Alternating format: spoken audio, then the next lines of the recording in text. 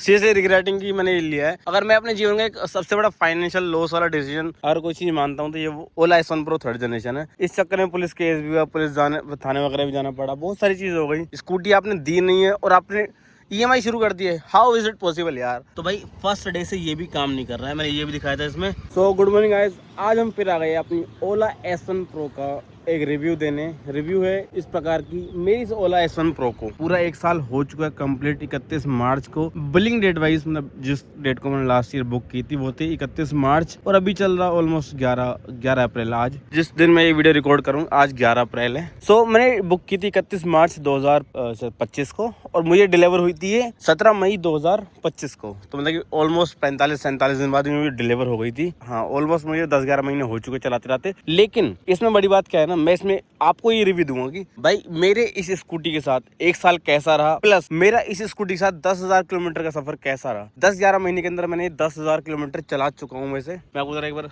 Metre पे दिखाऊं तो as you can see 10,183 kilometre आपको दिख रहा होगा यहाँ पर। और ये मैंने कुछ करीब 3-4 दिन पहले कंप्लीट किया है 10,000 का milestone on my Ola S1 Pro 3rd generation. इसमें ये 3rd जनरेशन है तो इसमें आपको लोहे की बेल्ट मिलती है, वरना S1 Pro 1st जनरेशन और 2nd जनरेशन में आपको मिलती थी बेल्ट टूटने का इशू था। खैर उस बातों में आगे आते, उससे पहले मैं आपको इस ओला का थोड़ा डिटेल बताता हूँ। मैंने कुछ महीने पहले भी इसकी एक वीडियो बनाई थी कि आपको ओला S1 Pro 3rd जनरेशन लेनी चाहिए या नहीं लेनी चाहिए। तो इस वीडियो में मैं आपको ये बताऊंगा कि मेरा लॉन्ग टर्म रिव्यू क्या रहा इस स्कूटी को लेने के बाद, और क्या आपको ये स्कूटर लेना चाहिए या नहीं लेना चाहिए। इस वीडियो में इस बारे में ही बात करूंगा। तो भाई इसी के लिए मैं काफी दूर आ गया हूँ अपने घर से। और ये देखो आसपास का नजारा, दूर दूर तक कोई इंसान नहीं, सिर्फ गाय भैंसे।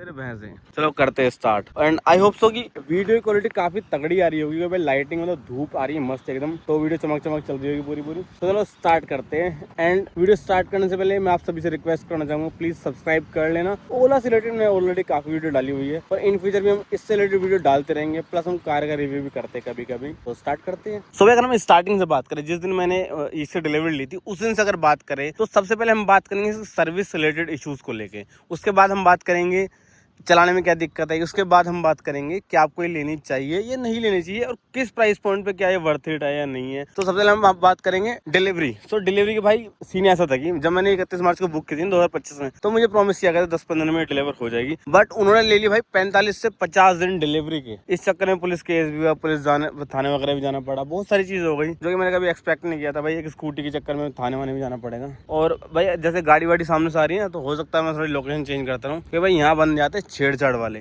मुझे स्कूटर की डिलीवरी लेने में काफ़ी दिक्कत आई थी, बट मैंने इंस्टाग्राम पे वीडियो डाल ओला वालों को इतना परेशान कर दिया कि उनको एट द एंड स्कूटर देना पड़ा। एंड ऑल्सो भाई मैंने जीवन में देखो, मैंने पहले भी स्कूटी या बाइक तो मैंने ली हुई, ऑलरेडी परचेज की हुई नहीं, तो उस केस में मुझे ये पता रहता था कि भाई जब तक व्हीकल की डिलीवरी नहीं होगी तो EMI वगैरह स्टार्ट नहीं होंगी। बट इस केस में पता क्या हो गया था कि 31 मार्च को मैंने बुक करी, तो 31 मार्च के बाद जो 2 अप्रैल आनी थी, तो 2 अप्रैल पहले महीने की वो छूट देते भाई, पहले महीने को कुछ नहीं मरना। अप्रैल में कुछ नहीं मरा मैंने, लेकिन अप्रैल के बाद 2 मई को मैंने पहली EMI इसकी भरी, जबकि मुझे डिलीवर भी नहीं हुई थी। 2 मई को पहली EMI दी, मैं जाकर मैंने फिर लड़ाई करी, भाई स्कूटी आपने दी नहीं है और आपने EMI शुरू कर दी है, हाउ इज इट पॉसिबल यार। सो यही केस हुआ। फिर उन्होंने 17-18 मई को स्कूटी मुझे हैंड ओवर की। उससे एक दिन पहले हम लड़ाई करके आ चुके थे, थाने घूम के आ चुके थे, ये सब हुआ। कोई नहीं, चलो वो डिलीवरी का किस्सा अलग है, लेकिन जो मेन बात है क्या आपको ये लेनी चाहिए और लेंगे तो इसमें क्या क्या इशू हमें फेस करने पड़ सकते हैं। तो भाई ऑलमोस्ट मुझे 10-11 महीने के अंदर मैंने जो एक इशू फेस किया है, इतना बड़ा तो नहीं है लेकिन उससे मुझे दिक्कतें तो काफी सारी हो रही है। तो अब बताते हैं दिक्कत क्या हो रही है। सबसे पहले जब मैंने स्कूटी ली थी ना, तो मुझे उन्होंने जो IDC रेंज बताई थी ना, वो बताई थी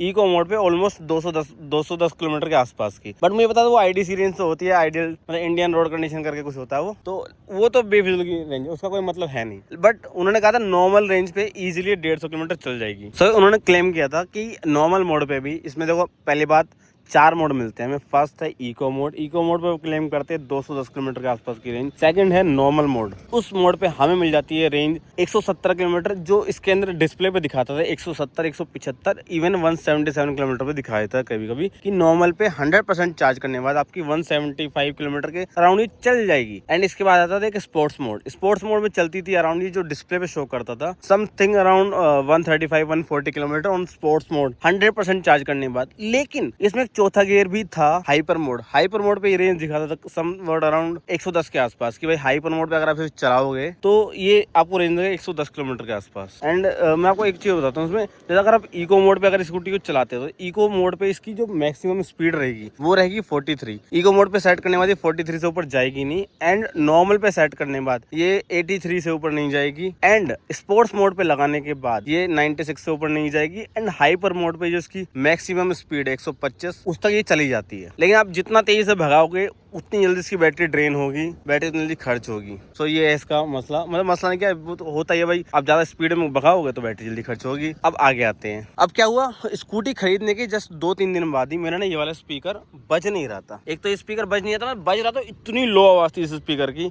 एंड ऑल्सो इस स्कूटी में उन्होंने क्या किया ना कि इससे पहले जो ओला S1 Pro फर्स्ट जनरेशन थी, सेकंड जनरेशन थी, उनमें मिलते थे हमें 2 स्पीकर, एक स्पीकर इस साइड और एक स्पीकर इस साइड। लेकिन इस वाले में उन्होंने क्या चोरी करी है, सिर्फ उसी साइड वाला दिया है, इस साइड वाला स्पीकर है ही नहीं इसमें। अब ये भी एक चीज है इसमें, क्या कह सकते हैं। एंड ऑल्सो मैंने बताया ना एक स्पीकर तो उन्होंने दिया ही नहीं, तो एक स्पीकर से जो आवाज आ रही थी वो भी इतनी घटिया, इतनी लो आवाज आ रही थी, मैं कंप्लेन लेके गया। और सच्ची बताना भाई 10-11 महीने हो चुके हैं एंड स्टिल आज तक उस स्पीकर का कोई सोल्यूशन नहीं हुआ है। आज भी वो उसी वॉल्यूम, उतनी ही मैक्सिमम वॉल्यूम में चल पा रहे, ज्यादा चल नहीं पा रहा है। एंड ऑल्सो इसमें आपको दिखेगा ना यहाँ पर एक चार्जिंग पोर्ट है, फोन चार्ज करने के लिए, फोन चार्ज करने के लिए ये चीज़ें। तो भाई फर्स्ट डे से ये भी काम नहीं कर रहा है, मैंने ये भी दिखाया था इसमें, तो ये भी इसका काम नहीं कर रहा है और इवन वो इसे भी रिपेयर नहीं कर पाए। तो ये जो दिक्कत है, जो एक स्पीकर की और एक चार्जिंग पोर्ट की, फोन चार्जिंग पोर्ट की, ये 2 इश्यूज आज तक मेरे सोल्व नहीं हो पाए हैं। और मैं कितनी बार कह थक भी चुका हूँ, बट उनके भाई कान पे जू रेंगती नहीं है। चलो ये तो वो चीज़ जो मैं एडजस्ट कर सकता हूँ, स्पीकर मेरे लिए इतना जरूरी नहीं है, और फोन चार्ज करने भी चलो हम इग्नोर कर देते हैं। लेकिन जो जरूरी चीज़ है वो स्कूटी चलनी चाहिए बढ़िया। अब स्कूटी चलने में क्या इशू आ रहा है भाई, स्कूटी की समस्या ये हो गई थी,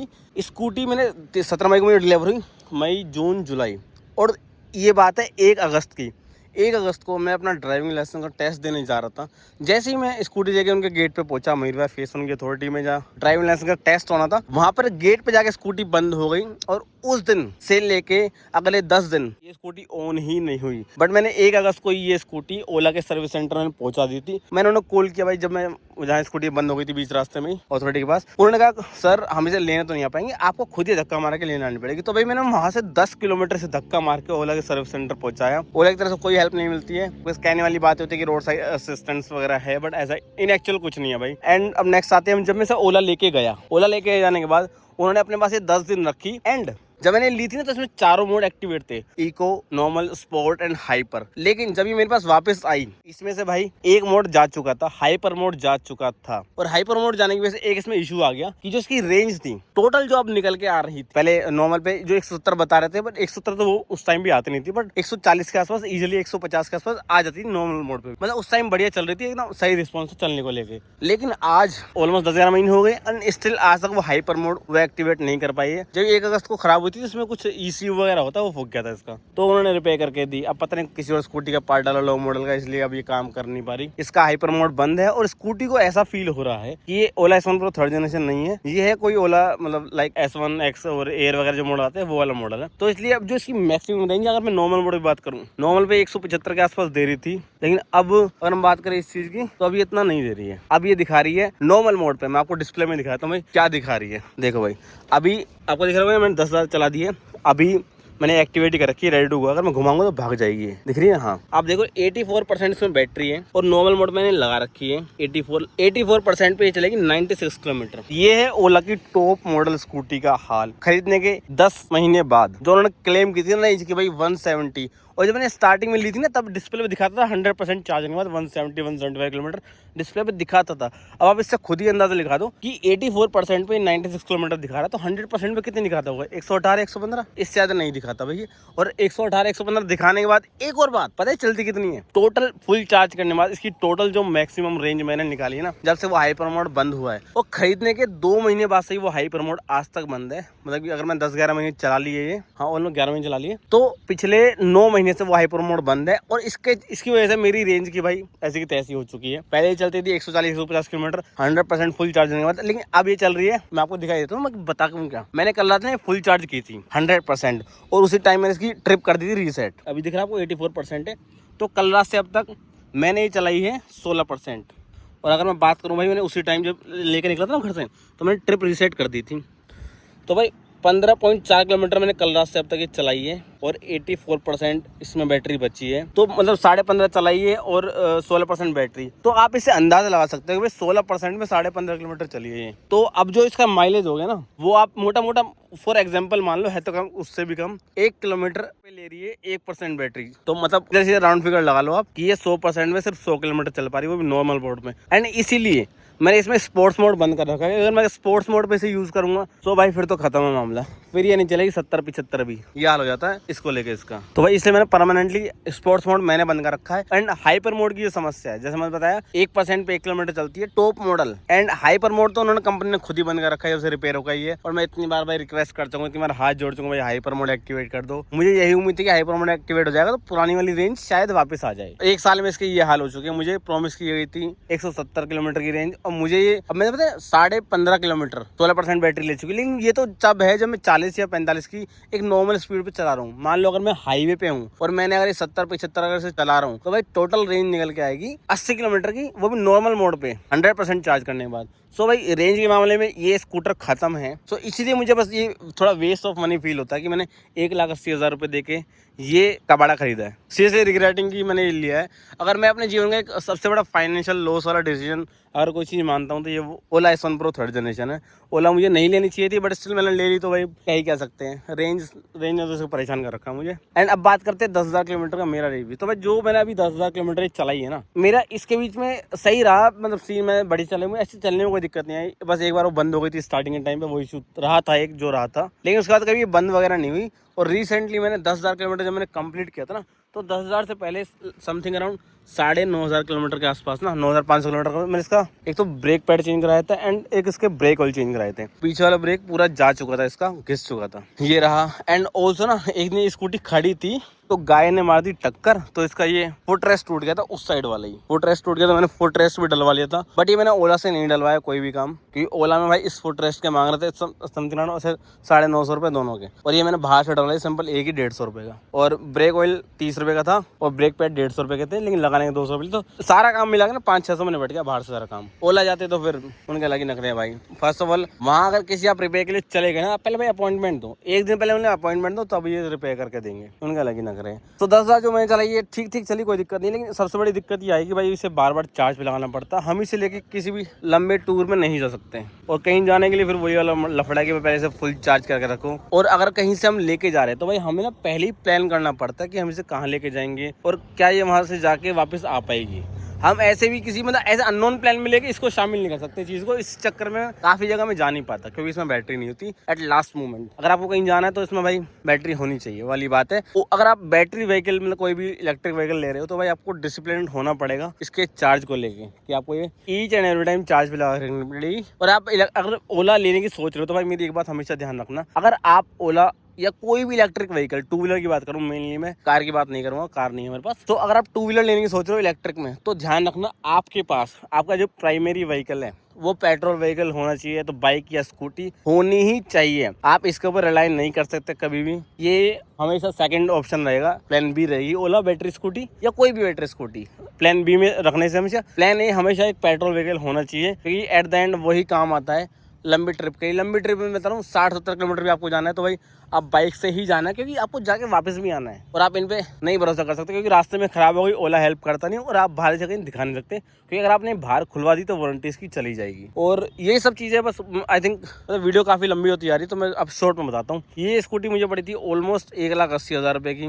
मैंने 2 साल की EMI कराई थी, और डाउन पेमेंट में कुछ शायद 31-35 रुपये दी थे। बाकी EMI हर महीने 6,000 समथिंग कुछ जाती है इसकी, ये है बाकी। So at last in short in simple word, अगर आप मेरा ओपिनियन लेना चाह रहे हो कि आपको ये लेनी चाहिए या नहीं लेनी चाहिए, भाई अगर आप सरदर्दी झेल सकते हो तो आप इसे बिल्कुल ले सकते हो। पिकअप है, स्कूटी चलने में बढ़िया है, लेकिन सबसे बड़ी दिक्कत है हेडेक, रिपेयर में टाइम लगता है, डिलेज होते हैं। अब लोग कहते हैं भाई सर्विस सुधर गई, लेकिन मैंने तो भाई कुछ इंप्रूवमेंट देखी नहीं ओला के सर्विस सेंटर में कभी भी।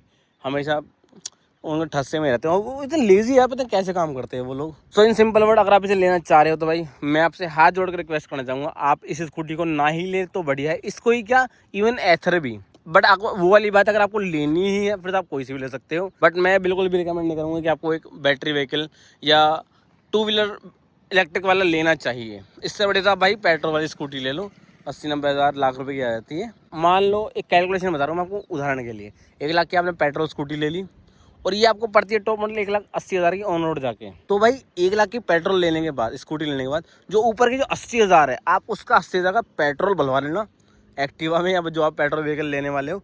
और 80,000 का पेट्रोल डलवाने में मैं मानता हूँ भाई मोटा मोटा आप मान लो कि शायद आपको ना ऑलमोस्ट 6-7 साल तो 8 और 80,000 का पेट्रोल 6-7 साल इजीली चल ही जाएगा। तो बेटर रहेगा भाई आप वो पेट्रोल वाला कुछ भी ले लो, इसे तो ना ही लो। बस इसको लेके मेरा यही रिव्यू है और बाकी क्या ही बताऊँ मैं तो खैर मैं इसे बेचूंगा भी नहीं, बेचने का तो ऐसा कोई मूड है नहीं, चल रही है तो चला ही लें। बाकी ऐसे कोई टूटी फूटी तो है नहीं अभी तक कहीं से कि मैंने अभी क्रैश कहीं से करी नहीं है। बाकी आई होप सो मैंने अपना ओवरऑल सारा एक्सपीरियंस इस वीडियो में आपको बता ही दिया है ओला से रिलेटेड। अगर आपको कोई और क्वेश्चन है, कोई और सवाल है, आप कुछ जानना चाह रहे हैं इसके बारे में, तो आप वीडियो के नीचे कमेंट कर देना, मैं उस टॉपिक पर भी एक डेडिकेटेड वीडियो बना दूंगा। बाकी वीडियो को लाइक कर देना, चैनल को सब्सक्राइब कर देना और अगर आपका कोई दोस्त ओला स्कूटी लेने की सोच रहा है तो भाई उसे ये वीडियो का लिंक जरूर भेज देना। क्या पता ये वीडियो देख के उसके मन में जो आग है इसे लेने की ठंडी हो जाए। मेरे मन में भी आग थी इसे लेने की, क्योंकि मेरी फ्रेंड के पास ये थी और उसने मुझसे 10 बार मना किया था, भाई इसको मत लेना, इसको मत लेना, इसको मत लेना, बट स्टिल हम कहाँ मानने वाले थे। मैंने कहा भाई एक बार तो लेंगे, हमें कीड़ा था लेने का, ले लिया, हम इससे परेशान है। तो भाई आप लोग बिल्कुल ही मत लेना इस चीज़ को। बाकी आज के लिए इतना ही, मिलते हैं कल एक और फ्रेश व्लॉग के साथ। सब्सक्राइब कर लेना एंड गुड बाय।